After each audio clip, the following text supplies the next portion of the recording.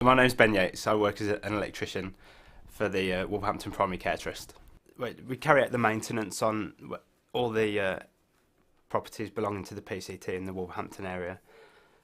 It's such a varied job. You don't really get 2 days the same. It ranges from changing light bulbs to small installation work. There's a lot that we have to undertake really, and it's our supervisor's job to decide whether we're capable or whether it needs to go out to an external contractor.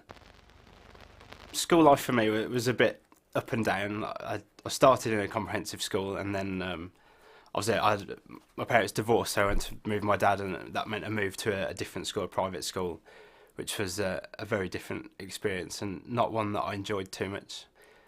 Moving back into a comprehensive school after that 2-year period, I was a lot happier, and a lot of the teachers that actually connected with me, I suppose, I actually looked up to them, and their advice was very helpful. There was one teacher in particular, Miss Atkins, and she came up to me and she suggested that maybe because I wasn't happy at school and my grades were dropping, that maybe it wasn't the right thing for me at that time, and she suggested that I might go and travel or get away. She knew that I was having issues at home, so I didn't do it instantly, but a few months down the line, maybe 6 months down the line, I took her advice and I went travelling for 6 months. I went with my girlfriend at the time.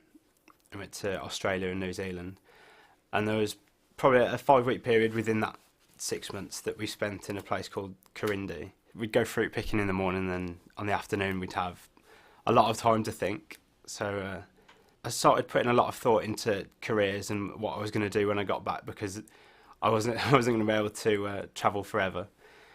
And I came up with just little things that I knew that I didn't want to be confined to an office, and I wanted to have a hands-on job. And I started thinking along the lines of a trade, not specifically an electrician, but maybe carpentry or something of the like. Obviously, when I got back, I was in a search for work, and I managed to get a job working for the Primary Care Trust on a doctor's reception. And I got to know people, made friends within the trust, and that's how I found out about the apprenticeship to be an electrician. It was a lady called Anne Langford who sorted that out for me, and she's been a lot of help along the way. She put me in touch with the estates department when they'd advertised for an apprenticeship, which is how I ended up with the job as an electrician. I went for an electrical apprenticeship, which was 3 years, and 4 years down the line, here I am. I suppose I've become more confident in myself and my abilities. That's probably my greatest achievement. I was never that confident as a child, so I think as you grow, you develop that. I've always been quite a practical person. From a young age, I was taking watches apart and trying to put them back together, and I think I took to this job quite well. I'd really like to progress within the department, and I'd really like to take on more responsibility and be able to steer the direction that we choose. So what position that would be, I'm not sure, but definitely more responsibility. I think ambitious is an understatement. I'd definitely consider myself as ambitious. Yeah.